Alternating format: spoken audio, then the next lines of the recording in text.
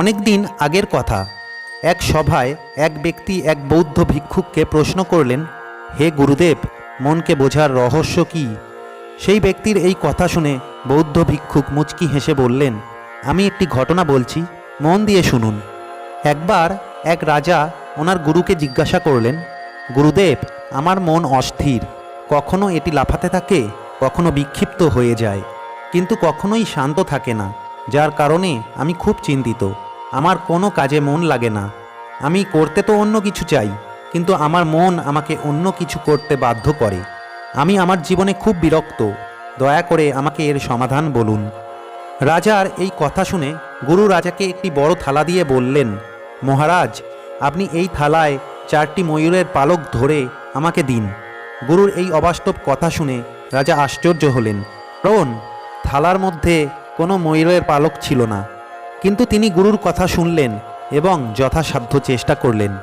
তিনি অনেক খোঁজাখুঁজি করলেন, কিন্তু 4টি ময়ূরের পালক খুঁজতে পারলেন না এবং থালাটি খালি রেখে দেন।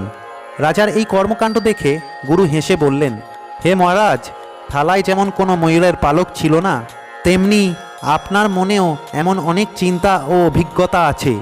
আপনার মন অস্থির, কারণ আপনি এটিকে আপনার চিন্তাভাবনা, ইচ্ছা এবং অবস্থা দিয়ে পূর্ণ করে রেখেছেন। আপনি মনকে বোঝার চেষ্টা করুন, এবং যদি বাস্তবে দেখা যায়, তাহলে আমরা এই সমস্ত জিনিসগুলিকে নিয়ন্ত্রণ করার চেষ্টা করব। আমরা আমাদের মনকে নিজেদের মতো করে চালাতে পারি না, কারণ আমরা এটি নিয়ন্ত্রণ করার চেষ্টা করি মাত্র।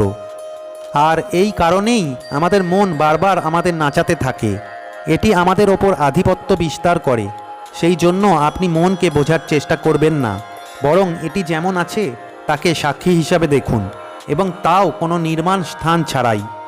গুরুর এই কথা শুনে রাজা কিছুটা অবাক হলেন এবং তিনি গুরুকে বললেন, হে গুরুদেব, আপনার কথার অর্থ বুঝলাম না। সাক্ষী হিসাবে দেখা এর মানে কি? তখন গুরু বললেন, মনকে সাক্ষী হিসাবে দেখার অর্থ হলো যে আমরা আমাদের মনের চিন্তা, অনুভূতি এবং অভিজ্ঞতাকে দেখা। যেমন আমরা অন্যদের দেখি, কিন্তু আমরা তাদের থেকে আলাদা। এর মানে এটা হলো যে আমরা আমাদের মনের কার্যকলাপকে চিন্তা, ইচ্ছার এবং অবস্থার স্তরে নিয়ে যাই না, বরং আমরা তাকে একটি সাক্ষী হিসাবে দেখি, যা তাদের ক্রমাগত পরিবর্তন হতে দেখতে থাকে। এই অভ্যাসটি মনের চিন্তাভাবনা এবং অনুভূতিকে সাক্ষী হিসাবে দেখার মাধ্যমে আমাদের মনের ব্যাধিগুলো থেকে বিচ্ছিন্ন হতে এবং ফলস্বরূপ এটি আধ্যাত্মিক এবং মানসিক শক্তি অর্জনের সহায়তা করে। যখন আমরা মনের কার্যকলাপ প্রত্যক্ষ করি, তখন আমরা নিজের সাথে সংযুক্ত হই। গুরুর এত কিছু বলার পর গুরু সম্পূর্ণ শান্ত হয়ে যায়। এরপর রাজা গুরুর কথার অর্থ বুঝতে পারলেন এবং ধ্যানের মাধ্যমে মনকে প্রত্যক্ষ করার অনুশীলন করেন।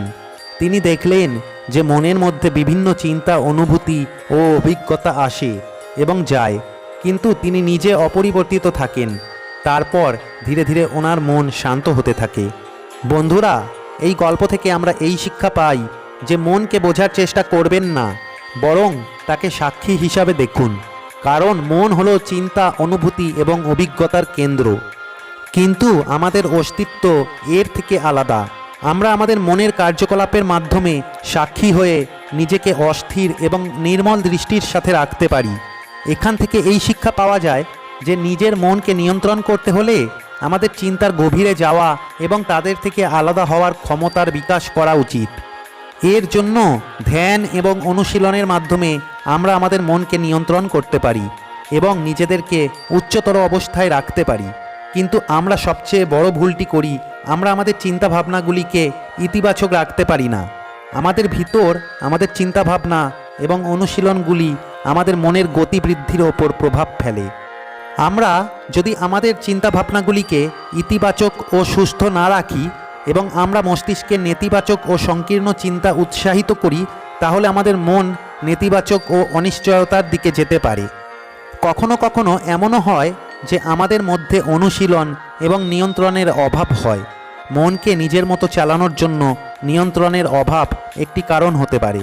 আমরা যদি নিয়মিত ধ্যান, যোগব্যায়াম, মেডিটেশন এবং স্ব-অধ্যয়নের অভ্যাস না করি, তাহলে মনকে নিয়ন্ত্রণ করা আমাদের কঠিন মনে হতে পারে।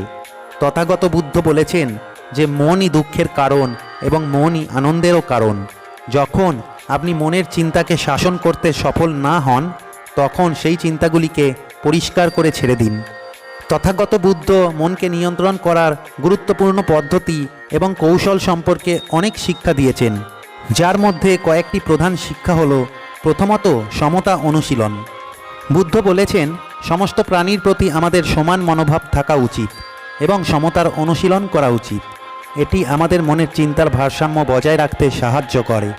দ্বিতীয়ত, সম্পূর্ণতার অনুশীলন। বুদ্ধ সম্পূর্ণতা অনুশীলনের গুরুত্বের কথা বলেছেন।